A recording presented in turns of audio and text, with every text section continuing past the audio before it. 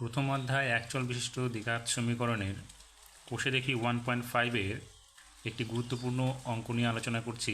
প্রশ্নটি হচ্ছে 4 নম্বরের, যার প্রশ্নমান থাকবে 2। এখানে প্রশ্নে বলেছে এম এর মান কত হলে 4x² plus 4 into 3m minus 1 into x plus m plus 7 equals to 0 দ্বিঘাত সমীকরণের বীজ দুটি পরস্পরের অনন্যক হবে।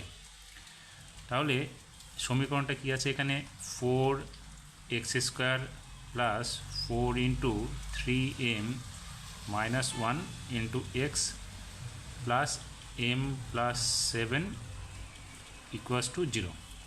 তাহলে আমরা ধরে নিচ্ছি এখানে প্রথম বীজটি ধরি,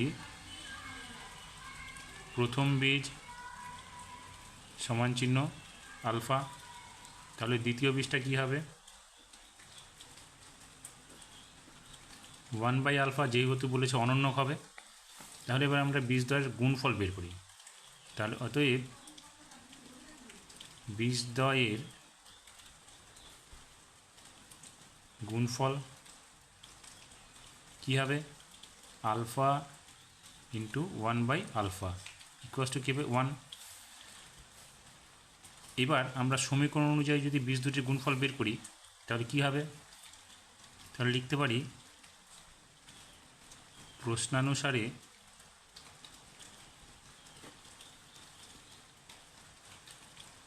1 ইকুয়াস টু বীজদ্বয়ের গুণফল কী আছে, ধ্রুবক পদ বা x² সহগ। তাহলে ধ্রুবক পদ কত এখানে, m প্লাস 7/4।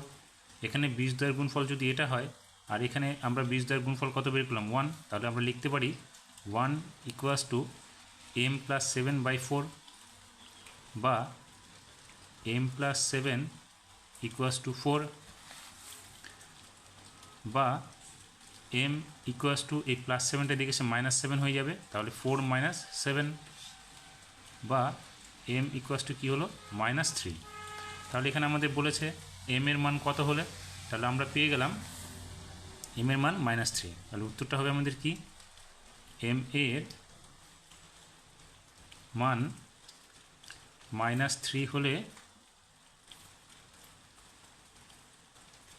সমীকরণটির